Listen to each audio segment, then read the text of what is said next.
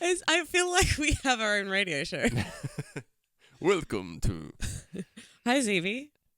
Hi, Eugenia. I was going to say hi, Zbi. Okay, yeah, that's we. Who are we?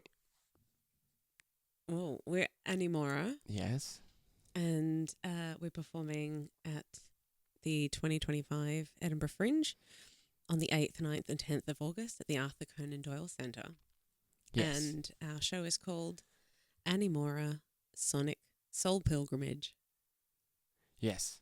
Yes. That's the name of the show. That's the name of the show. So what we gonna be talking about Today is, what is a Sonic Soul Pilgrimage? Why am I laughing all the time? And yeah, this question is okay. Can you start? Well, I think we said quite enough last time. did we? I mean, I don't know. I don't think There's so. always something more to I be think, said. well, so our core prompt here is, what is it to walk the edge between worlds guided by sound? Which isn't a bad prompt, actually. Mm-hmm. I guess, why did we call it that? Why does it yeah. Why we gave this name to the show? Yeah. Do you remember? How? Why? I don't. No. Okay. No, I don't remember. Well, I think I think because we have been trying to find different names, and this was one of the best. well, I think also because we don't know what genre this is. Yeah. And I think, but we know how we feel when we're making the music. Yes. So maybe you can speak a bit to that. So from one point, even when we are creating something new for us, it sounds a bit familiar to me. Really, it's strange. Very strange. Your channel is here. Yeah. If I'm too loud or I think we will need one day like a pop filters to pick up all like a p, you know. People pay a lot of money for that. I have one. I have one as well. Okay. Okay. But back to what you were saying. Yeah. Yeah. It seems familiar. Is that what you're saying? Yes. Well, say more. What do you mean? So for saying familiar, I mean that it's something, even like I said, even if it's something new, it looks like it's not something as a stranger for me, like a strange. Oh, What's happening? your phone is talking to us. Yeah. Wow. Okay. We'll stop that. Yeah. I think I don't need to say anything else about it.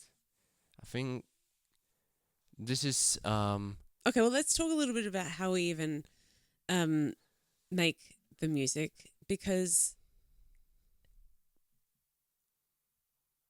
all of the music is original. yes. And We're not doing any covers or yeah, certainly not. yet. And I guess when I think about this, I think we spoke a little bit about, having come from some more formal singing backgrounds, just at least through different choirs.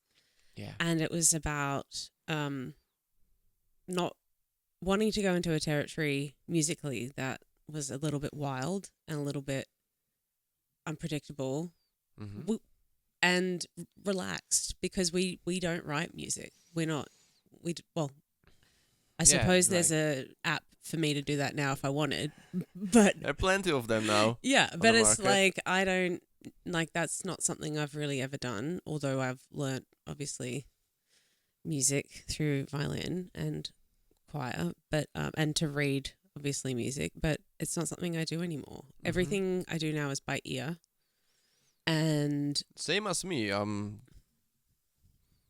Like I just do everything by ear. Maybe when I'm working on Ableton, this program which I'm using to make music, then I can write some, notes. But everything is coming from the ear. Yeah, and I think for me personally, and this maybe feels a little bit vulnerable because it talks a little bit to like my own sort of life path, but I just wanted to make sounds. Like I literally just wanted to let something within me speak or sing or make itself known in a way that I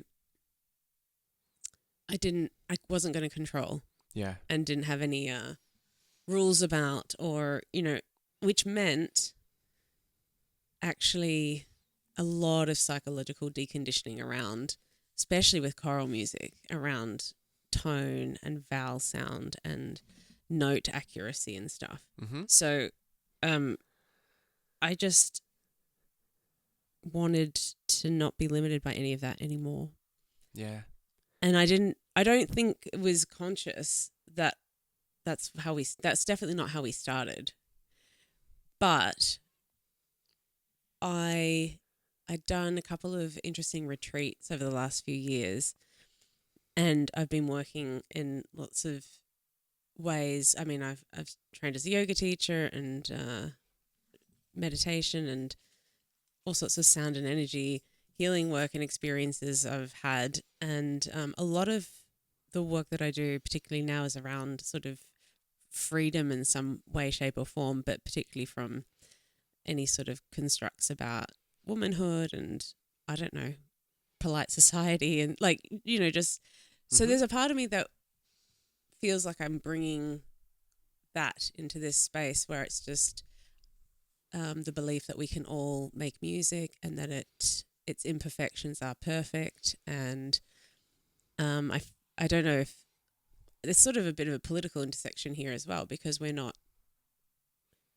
graduates of college or university music. No.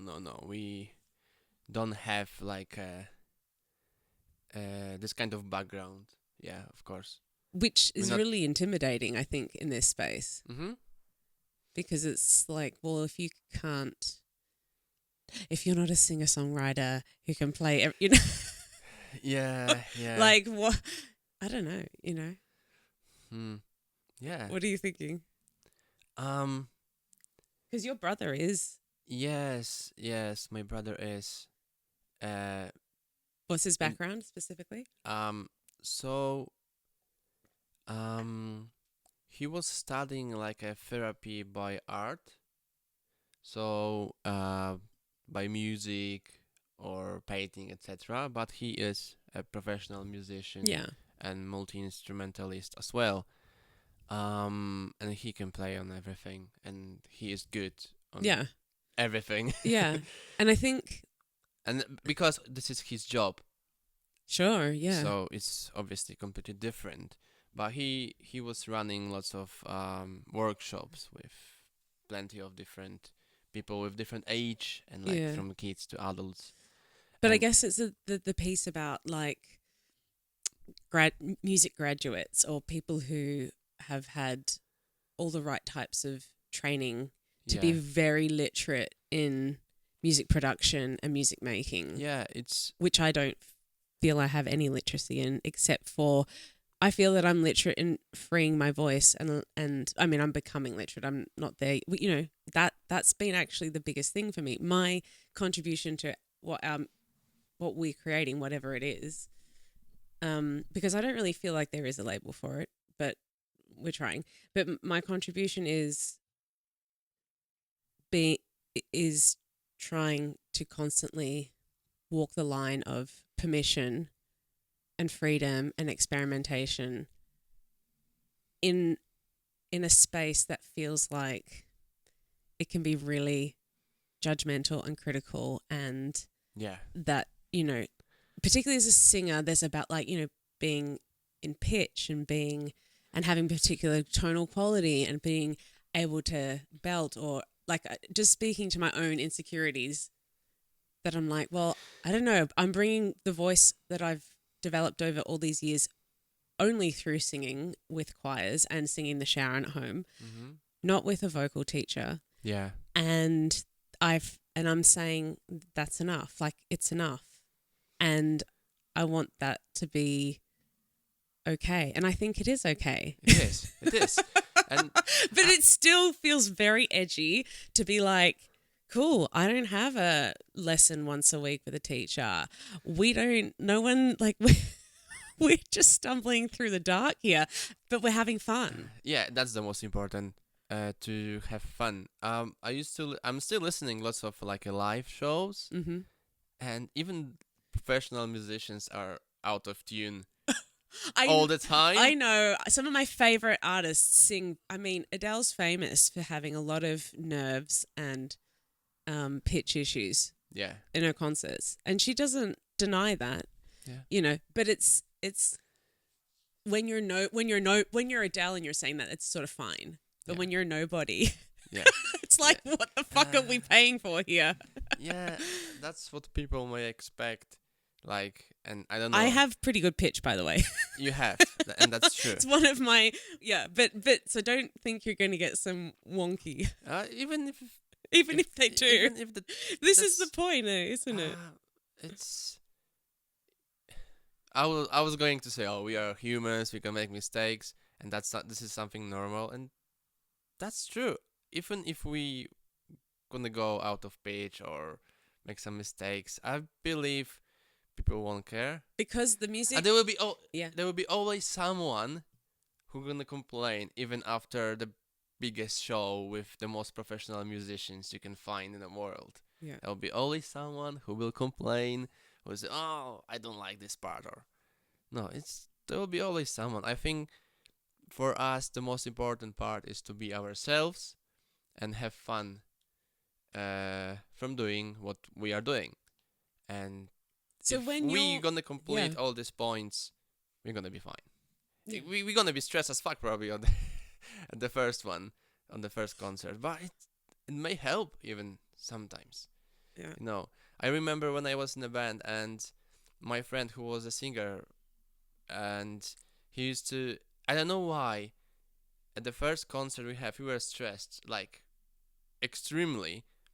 And when he was singing, he found, I don't know how, that his voice may sound different. And on our first concert, he used completely, I don't know, a different technique of singing. And his voice sounds really nice, better than on our sessions. So sometimes you may discover something new because of the stress, adrenaline, etc. So that's a bit about my process when I come to sing and do vocals on our music. Mm-hmm. Well, what about you? You mean Like how? Well, particularly like a couple of we have. I don't know if we should speak about the titles of our songs, because I feel like the titles of our songs are just for us. Yes, we won't. We won't be introducing any of the. Now you're gonna hear a song name. I don't know. But I wanted to ask you about some of the songs where, like, the guitar or the tune, like the melody just came out of nowhere. Like, and that's true. But that's for both of us. We're sort of, it's coming from some sort of magical inspiration. But for you, how does it work? The melodies, how I build, well, because I was speaking to, like, with the contribution I make with my voice, it's about, I just want to be free, and the more I do that, it seems to work the best. So how? I can say the same thing. Yeah. There are no limits. There's no like a script of the notes I have to play. I just hear if the notes are right, and I just play them. That was the best description. I love it. It's like and annoying because you're like, yeah. I just grab my guitar and I play. Yeah, and it's hard to say where these notes comes from. I don't know. The truth is that most of our songs came from like improvisation and just chill play, however you want to call it. So, yeah. So I guess if we try and think, I don't think we can answer the question, what is the Sonic Soul Pilgrimage? No. But I do think we were developing a series of pieces of music that felt like something familiar but old, Mm-hmm. and that were coming from something that wasn't like that was beyond just our human self. Yeah. And that's for us felt like they captured something. Mm-hmm. I don't say necessarily magical, but it was evoking, for me, I would say something from other realms or like the unseen world, still of this particular time and place, perhaps, but was it the time and place, but hundreds of years ago, or thousands of years ago, or 4.5 billion Billion years? years ago. Yeah. That's my favorite.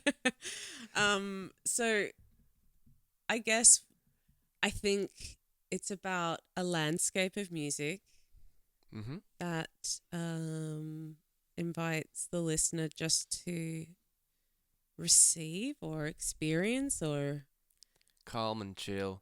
yeah, and and if you want, it might take you somewhere Yeah. with it within yourself. I mean, that would be for me. Ideally, I feel like our music is an offering of you know rest or reverie or something just beyond words, beyond space, beyond time. Yeah. I hope it won't take you to the complaint office of the Fringe. So I'm just kidding. Um, yeah.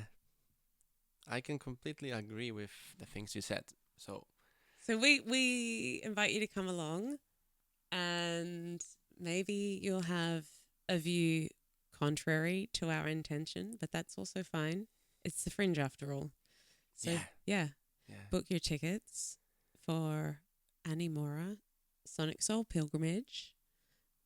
And you are very welcome to come and just hear Yeah, us. listen. Listen. I think we can finish this Yeah. episode right now. It was Okay. already 17 minutes. Okay, bye. Bye.